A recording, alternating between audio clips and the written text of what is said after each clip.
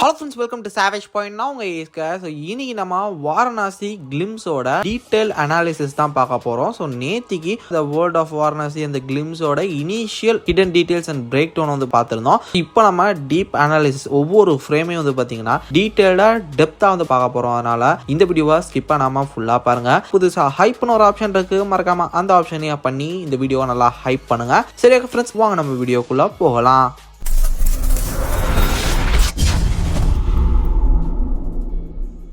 First சில ஃப்ரேம்ஸ்லாம் வந்து பார்த்தீங்கன்னா வாரணாசி 512 காமன் எரால எப்படி இருந்ததுன்ற மாதிரியான ஷார்ட்ஸ்லாம் காமிச்சிருப்பாங்க. அது நமக்கு தேவையில்லை. டைரக்டாக நம்ம அந்த ஆஸ்ட்ராய்டு சீக்வன்ஸ் அந்த ஒரு ஃப்ரேம்லேருந்து ஸ்டார்ட் பண்ணுவோம். 2027 காமன் எரா, அதாவது வரக்கூடிய இன்னும் 2 வருஷம் கழிச்சு கரெக்டாக படம் ரிலீஸ் ஆகக்கூடிய அந்த ஒரு இயரில் வந்து பார்த்தீங்கன்னா ஆஸ்ட்ராய்டு நம்ம பூமியை தாக்குற மாதிரி வந்து பார்த்தீங்கன்னா காமிச்சிருக்காங்க.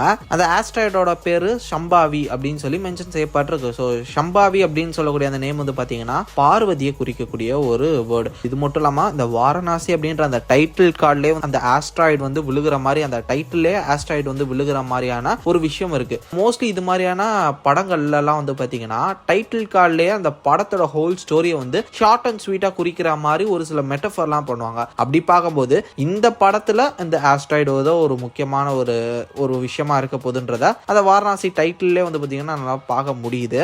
தென் அதுக்கு அடுத்த ஃப்ரேம் அட்டார்டிகால வந்து பாத்தீங்கன்னா ராஸ் ஐ ஷெல்ஃப் அந்த ஒரு இடத்துல வந்து ஒரு சர்ச் நடக்குது. கீழே வந்து பாத்தீங்கன்னா போட்ல நிறைய பேர் வந்துட்டு இருக்காங்க. அங்க பனிமலையிலே வந்து பாத்தீங்கன்னா டாப்ல மகேஷ் பாபு ஏறி போயிட்டு இருக்காரு. அதை நம்மளால பார்க்க முடியுது. அவரை ஃபாலோ பண்ணிட்டு அவரை பிடிக்கிறதுக்காகவோ ஏதோ ஒரு விஷயத்துக்காக ஒரு குரூப், ஒரு டீம் வந்து பாத்தீங்கன்னா வராங்க. படத்துல நிறைய எக்ஸ்ப்ளோரிங் நடக்க போகுது, நிறைய சர்ச் நடக்க போகுது. அந்த ஒரு எலமெண்ட் என்ன, லைக் இன்ஃபினிட்டி ஸ்டோன்ஸ் மாதிரி பூமியில ஒவ்வொரு இடங்கள்ல பிரிஞ்சு இருக்கு, அதை கலெக்ட் பண்ண போறாரு அப்படின்ற மாதிரி போதா, இல்ல அவரோட ஃபர்ஸ்ட் ஒரு சில மிஷன்ஸை வந்து காமிச்சிட்டு அதுக்கப்புறம் ஓகே இவர் இந்த மாதிரியான ஆளு இதெல்லாம் தேடி கண்டுபிடிக்கிறவரு, இப்போ இவருக்கு வந்து ஒரு மிஷன் வரப்போகுது அப்படின்ற மாதிரி போறாங்களா அப்படின்றது தெரியல. ஒரு சில மாண்டேஜஸா இது முடிய போதா, இல்ல படத்துல த்ரூ அவுட் ஜேர்னில இது ஒவ்வொரு இடங்கள்ல போய் ஒவ்வொரு விஷயத்த கலெக்ட் பண்ற மாதிரி இருக்க போதா அப்படின்றது நம்ம படம் பார்த்தா தான் தெரியும். பட் கிளியரா தெரியுது. அப்படியே அதுக்கு அப்சைட் டவுன் மாதிரி போச்சு அப்படின்னு பார்த்தீங்கன்னா அங்க ஒரு பெரிய பைலட் ஷிப்னு சொல்லலாம், அது உடஞ்சி கிராஷ் ஆயிருக்க மாதிரி, அது பெரிய ஐஸ்பர்க்ல இருக்க மாதிரி வந்து பாத்தீங்கன்னா காட்டுறாங்க. அந்த ஒரு ஷிப்லேயே வந்து பாத்தீங்கன்னா அவுட்ல, அந்த ஷிப்புக்கு அவுட்லேயர்ல வந்து பாத்தீங்கன்னா ஒரு சில அந்த கோல்டன் எம்ப்ளம்லாம் நம்மளால பார்க்க முடியுது. தங்க முலாம் பூசின ஷிப் மாதிரி தெரியுது. ஸோ அங்கேயும் வந்து பார்த்தீங்கன்னா ஒரு சில பேர் வந்து கீழே விழுந்து இருக்கிறத நம்மளால பார்க்க முடியுது. தண்ணியில் 2-3 பேர் விழுந்து ஃப்ரீஸ் ஆன மாதிரி அங்கேயுமே இருக்கு. அடுத்த ஷாட் வந்து பார்த்தீங்கன்னா ஆப்பிரிக்கா அம்பாசல்னி வைல்ட்னஸ் அந்த ஒரு இடத்துல வந்து பார்த்தீங்கன்னா தூரத்தில் பேராஷூட் பறந்து போயிட்டு இருக்க மாதிரி காமிக்கிறாங்க. அது வந்து வேற யாரும் இல்லை, மகேஷ் பாபு சார் தான். ஸோ லீக்டு இமேஜஸ்லாம் வந்து பார்த்தீங்கன்னா ஒரு ஃப்ளைட்டு கிராஷ் ஆன மாதிரி, பேராஷூட்லாம் அங்கே கீழே கிடக்கிற மாதிரி, இவர் வந்து சிங்கம் இருக்கக்கூடிய ஸ்பாட்ல இருக்க மாதிரி அப்படி வந்து பார்த்தீங்கன்னா லீக்டு இமேஜஸ் வீடியோஸ்லாம் வந்துருந்தது. எனக்கு தெரிஞ்ச அந்த ஒரு பிளேஸ் தான் நினைக்கிறேன். ஏன்னா ட்ரீஸ்லாம் வந்து கிட்டத்தட்ட மேட்சாக இருந்தது. அந்த லொக்கேஷனில் தான் இது நடக்குமோன்னு எனக்கு தோணுது. அதுக்கு அடுத்த ஷாட் தான் ரொம்ப முக்கியமான ஒரு ஷாட். நிறைய ஹிப்போபோட்டமஸ்லாம் தண்ணியில இருந்து எகிரி குச்சி ஒரு குரங்க வந்து கொல்ல வர மாதிரியான ஒரு ஷாட்.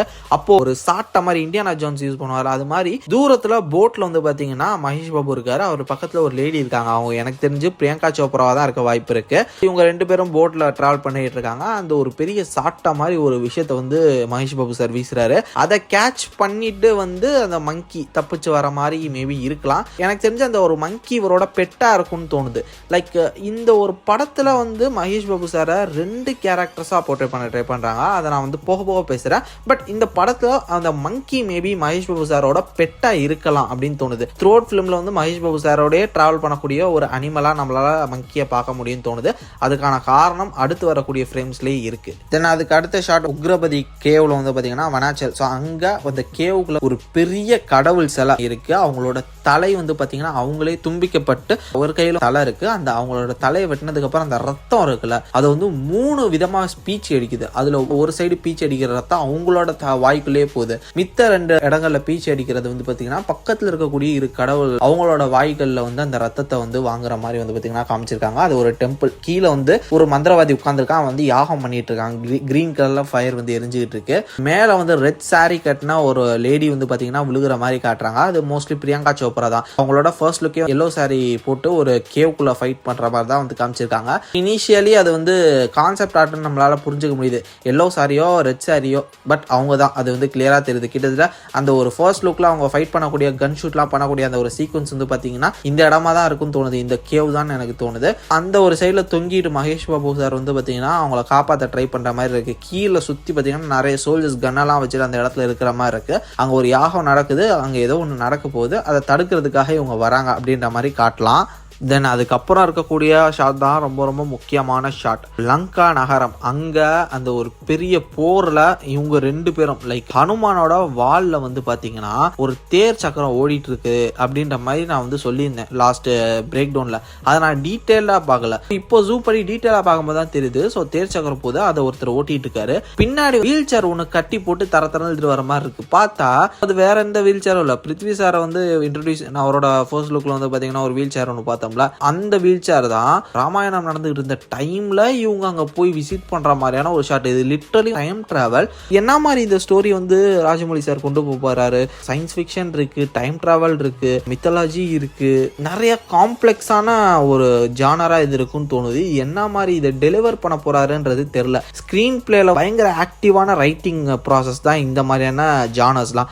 அது இது எப்படி வந்து இந்த மாதிரி காம்ப்ளெக்ஸான விஷயத்த வந்து ஒர்க் அவுட் பண்றதுன்றது ரொம்ப கஷ்டம். ஆஸ் அ ரைட்டரா என்ன பண்ண போறாங்கன்னு தெரியல. கேட்க இதெல்லாம் பார்க்க ரொம்ப இன்ட்ரெஸ்டிங்கா இருக்கு. அங்க என்ன வார் நடந்துகிட்டு இருக்குன்னு பாத்தீங்கன்னா ராமருக்கும் கும்பகர்ணருக்கும் ஃபைட் போயிட்டு இருக்கு. ஸோ அவர் கிட்டத்தட்ட அங்க கொல்ல போறாரு. இங்க மகேஷ் பாபு சாரை வந்து பாத்தீங்கன்னா ராமரா நான் பார்த்தேன், அவருக்கு இந்த ராமர் வேஷம் போட்டு பார்த்தேன். ஓகே, இந்த படம் சக்ஸ், இவர் வந்து சூப்பரா அதுக்கு ஆப்ட் ஆயிட்டாரு அப்படின்னு சொல்லிட்டு எனக்கு அவர் அந்த ஒரு வேஷத்துல பார்த்ததுக்கு அப்புறம் எனக்கு ஒரு நம்பிக்கை வந்ததுன்னு சொல்லிட்டு அந்த ஈவெண்ட்ல ராஜமௌழி சார் வந்து மென்ஷன் பண்ணியிருந்தாரு. இங்க ராமர் வேஷத்திலையும் வந்து இருக்கக்கூடியவரும் மகேஷ் பாபு சார் தான். ருத்ரா அப்படின்னு சொல்லிட்டு சிவனோட இன்கார்னேஷன் மாதிரி காட்டுறதும் வந்து பாத்தீங்கன்னா மகேஷ் பாபு சார் தான். பிருத்விராஜ் சாரோட பேர்ல வந்து பாத்தீங்கன்னா கும்பா அப்படின்னு சொல்லிட்டு மென்ஷன் செய்யப்பட்டிருக்கு. அங்க கும்பகர்ணாவோட ஃபைட் போயிட்டு இருக்கு. அப்படி பார்க்கும்போது 2 பேரு அவங்களோட பாஸ்ட் அண்ட் ஃபியூச்சர் அந்த ஒரு ஈவெண்ட்ல வந்து பாத்தீங்கன்னா அங்க ஒரு பேட்டில்ல அவங்களோட past version and future version இருக்குதா அப்படின்னு என்னால யோசிக்க தோணுது. ஏர்லி ஸ்டேஜ்ல 2 இன்கார்னேஷன் ஃபைட் பண்ணிட்டு இருக்காங்க. அதை வந்து ஃபியூச்சர் ஸ்டேஜ்ல இருக்கக்கூடிய ரீஇன்கார்னேஷன் வந்து அதை வந்து பாக்குறாங்க அப்படின்ற மாதிரி இருக்க போதா. ஏன்னா ருத்ரான்றது வந்து சிவனை மென்ஷன் பண்ணக்கூடிய ஒரு வேர்டு. அவரோட இன்கார்னேஷன் இவரா இல்ல ராமரோட இன்கார்னேஷனா இப்படின்ற பல காம்ப்ளெக்ஸான குழப்பமான விஷயங்கள் இருக்கு. பிரம்மா வந்து பாத்தீங்கன்னா லைட்டா டச் பண்ற மாதிரி இருக்கு பிருத்விராஜ் சாரோட கும்பா கேரக்டர். அதே நேரத்துல கும்பகர்ணா கேரக்டரோட விஷயங்களும் இந்த ஒரு கேரக்டர்ல இருக்குமோ அப்படின்னு தோணுது. நிறைய காம்ப்ளெக்ஸான விஷயங்கள்லாம் இருக்கு. லைக் நந்தி ஒரு பக்கம் வருது, அதே நேரத்துல எப்படி ராமருக்கு வந்து உதவுறதுக்கு ஒருத்தர் இருந்தாரோ அது மாதிரி இவருக்கு உதவுறதுக்கு ஒரு மங்கி இருக்கு. அது மேபி ஹனுமான் வந்து எப்படி ராமருக்கு ஹெல்ப் பண்ணாரோ அது மாதிரி இந்த ஒரு மங்கி இருக்கும் அப்படின்ற மாதிரி தோணுது. அதுதான் நான் அந்த டைம்ல ட்ரை பண்ணேன். அந்த ஸ்டார்டிங்ல அந்த ஒரு மங்கியை காப்பாத்துறாருல, அது வந்து மேபி ராமருக்கு எப்படி ஹனுமானோ அது மாதிரி இவருக்கு இந்த ஒரு மங்கி இருக்குமோ அப்படின்னு தோணுது. இந்த மாதிரி நிறைய கனெக்ஷன்ஸ், நிறைய இன்டர்லிங்கான விஷயங்கள்லாம் இருக்கு. ட்ரீட்மெண்ட்னு சொல்லுவாங்களா, அது என்ன மாதிரி ராஜமௌழி சார் பண்ண போறாருன்னு தெரியல. பெரிய கூஸ்பம்ஸான ஒரு ஃப்ரேமுங்க.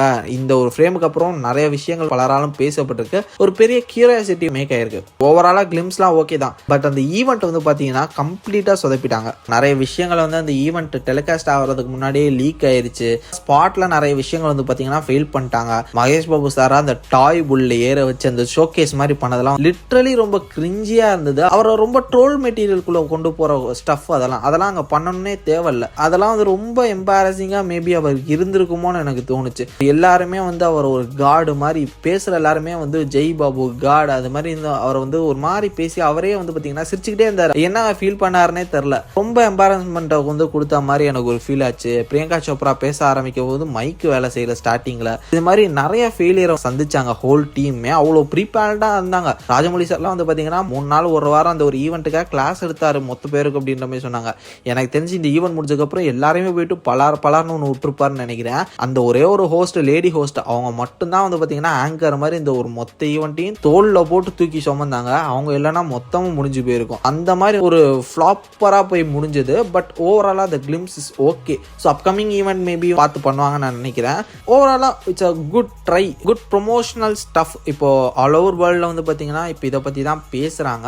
வெயிட் பண்ணி பார்ப்போம் இது என்ன மாதிரி வந்து அப்கமிங் டேஸ்ல வரப்போகுதுன்னு. கண்டிப்பா ஃபியூச்சர் டேஸ்ல 2026 மிட் ஸ்டேஜஸ்லாம் வந்து பாத்தீங்கன்னா இந்த படத்தோட நிறைய அப்டேட்ஸ் நமக்கு கிடைக்கும்னு தோணுது. வெயிட் பண்ணி பார்ப்போம். ஸோ நீங்க என்ன நினைக்கிறீங்க? மறக்காம உங்களோட தாட்ஸ் அண்ட் வியூஸை கமெண்ட் செக்ஷன்ல மென்ஷன் பண்ணுங்க. நான் பார்த்து தெரிஞ்சுக்கிறேன். இதே மாதிரி தொடர்ந்து நிறைய இன்ட்ரெஸ்டிங்கான வீடியோஸ் பார்க்க பார்க்கறதுக்கு மறக்காம நம்ம சேவேஜ் ஃபன் சேனலை சப்ஸ்கிரைப் பண்ணி அந்த பெல் ஐகானை பிரஸ் பண்ணிக்கோங்க. அடுத்த ஒரு இன்ட்ரெஸ்டிங்கான வீடியோவில் நாளைக்கு உங்களை மீட் பண்ணுறேன். அது வரைக்கும் tata bye, take care from A Square.